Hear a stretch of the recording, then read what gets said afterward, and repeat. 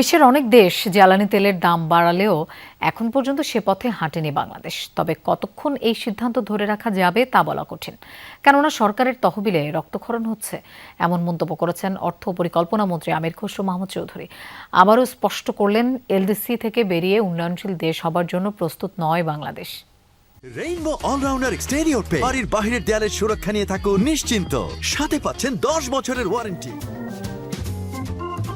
পরিবর্তনের অদ্ভুত মঞ্চে দাঁড়িয়ে বাংলাদেশ আর এক পা এগোলেই জাতিসংঘের হিসাবে মিলবে উন্নয়নশীল দেশের তকমা, কিন্তু তাতে আর মিলবে না সহজ বাণিজ্যের সুবিধা, বাড়বে প্রতিযোগিতা, আর সেই চাপটা সরাসরি পড়বে রপ্তানি খাতে। তাই দায়িত্ব নিয়েই এলডিসি গ্র্যাজুয়েশন পেছাতে আবেদন করে নতুন সরকার।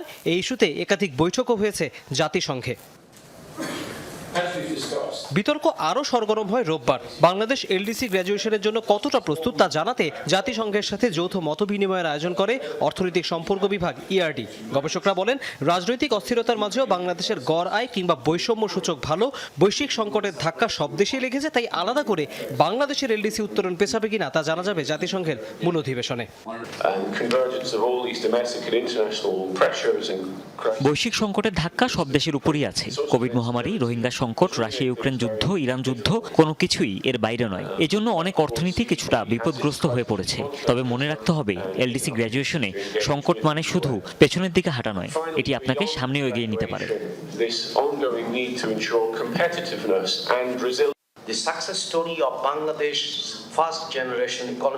এই সরকার নতুন অর্থনৈতিক মডেল আনতে চায়, যা একটি দুটি খাতের উপর নির্ভরশীল হবে না। ভোগ ও বিনিয়োগের উপর ভিত্তি করে অর্থনীতি চলবে। অযাচিত রেস্ট্রিকশন থাকবে না। আমরা এলডিসি গ্র্যাজুয়েশনের পথটি সহজ করে নিতে চাই। অর্থ পরিকল্পনা মন্ত্রী বলেন, শুধু সূচকের ভিত্তিতে সিদ্ধান্ত নিলে চলবে না। এত সংকটের মাঝেও সরকার নতুন অর্থনৈতিক মডেল আনতে চায়। সেটি করা গেলে উত্তরণ আরো সহজ হবে।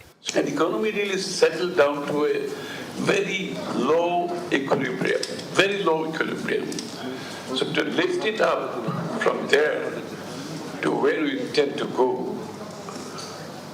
graduation cannot be the answer, quite honestly, পরে আলাদা ব্রিফিং এ অর্থমন্ত্রী বলেন, পণ্য ও সেবার দাম স্বাভাবিক রাখতে হিমশিম খাচ্ছে সরকার।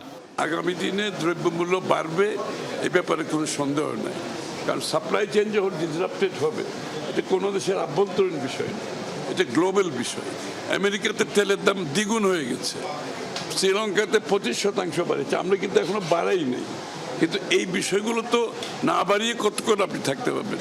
এখন পর্যন্ত বিশ্বে এলডিসি উত্তরণ করতে পেরেছে মাত্র 8টি দেশ। তৌহিদ হোসেন, যমুনা নিউজ, ঢাকা।